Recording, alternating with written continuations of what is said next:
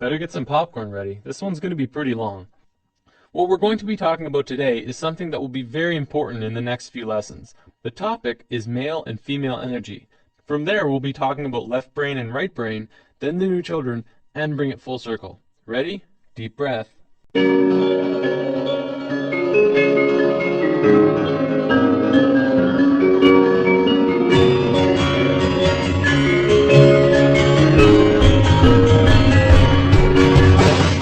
A few weeks ago, we touched upon chakras and how they're at the source of what's affecting your internal systems. What we didn't talk about was the energy flowing within them. Now, there's lots of kinds of energy through and around all of us, and that'll be a future topic later on. Today, I want to talk about two specific energies that can be expressed through this image.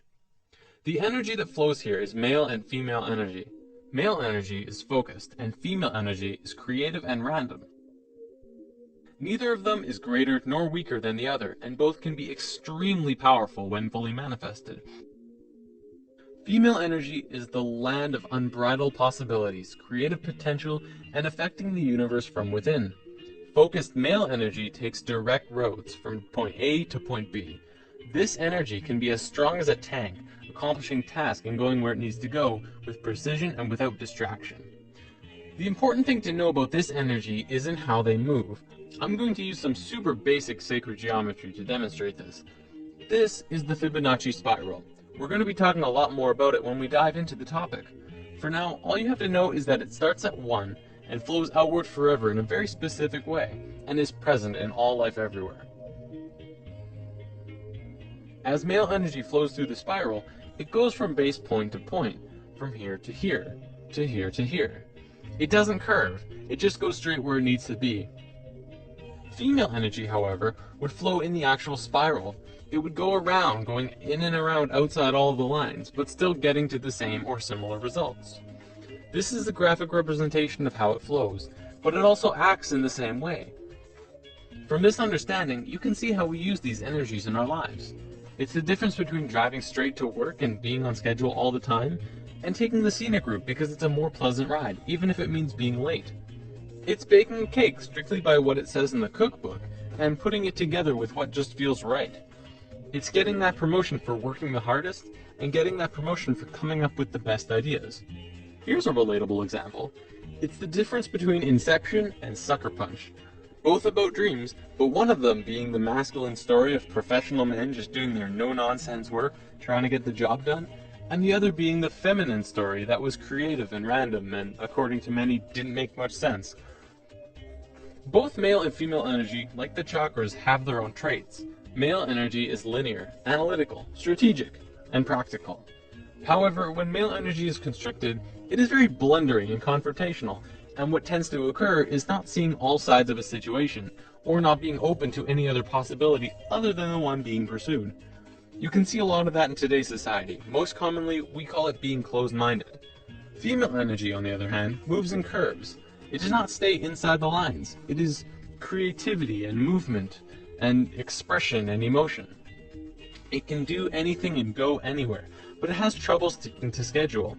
If constricted, it can get out of its flow, running rampant between emotions and mood swings and ideas. The creativity could get jumbled and come out as an out-of-control mess. We don't have this widespread issue in today's society, and it has a lot to do with our brain hemispheres. We're going to look at that in a moment. One big difference between the two is that male energy looks at parts and female energy looks at wholes. Before I go on, I want to make this clear. Male and female energy has very little to do with sexual orientation. It's in the mix, but it's not a fundamental part of the energy itself.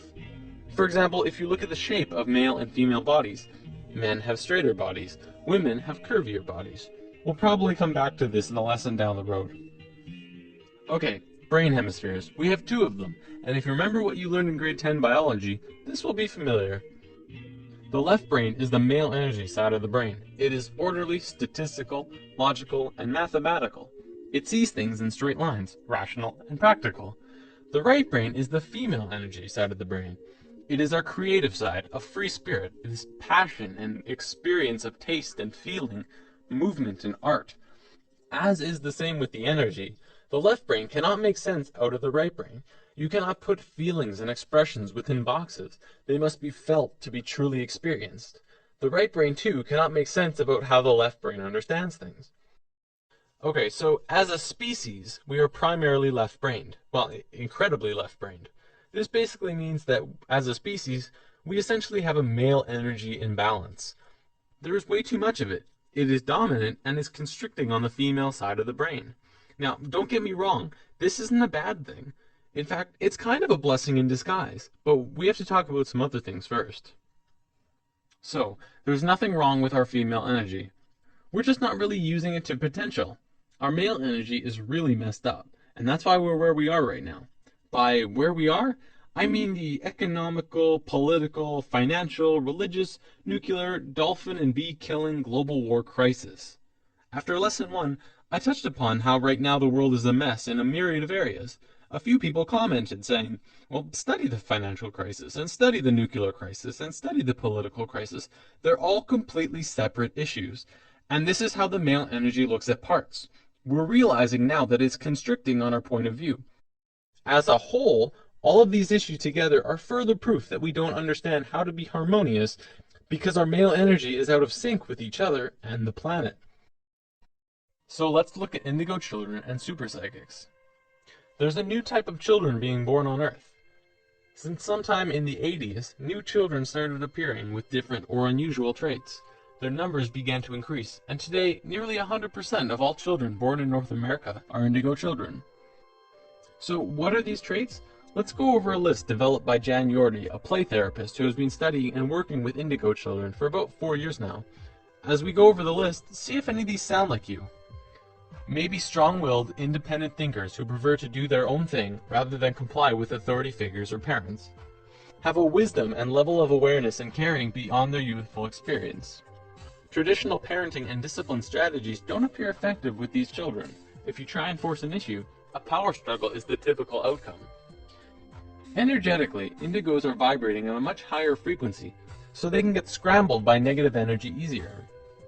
Emotionally, they can be very reactive and may have problems with anxieties, depression, or temper rages if not energetically balanced. Are creative right-brain thinkers, but may struggle to learn in a traditional left-brain school system. Often, indigos are diagnosed as having ADD and ADHD, since they appear impulsive. This is because their brain can process information faster, and they require movement to help keep them focused. Indigos are very intuitive, often psychic, and may hear, see, or know things that seem unexplainable. Indigos may have more problems with food or environmental sensitivity since their system is more finely tuned. When their needs are not met, these children appear self-centered and demanding, although this is not their true nature. These children have incredible gifts and potential, and may be shut down when not properly nurtured and accepted.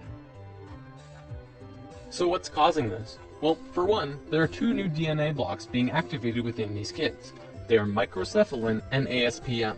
Both of these blocks are designed to regulate brain growth, giving the kids a broader spectrum of thinking and a newer way of learning. Because of this, the average IQ of an indigo child is about 140, which is 40 to 50 points higher than the average IQ. We're just learning now that our school system's methods of teaching are becoming outdated. It's because our kids are changing. We're going to look at the broader spectrum of why this is happening in a moment. For now, let's move on to the badassery that is the super psychics. These kids are hardcore.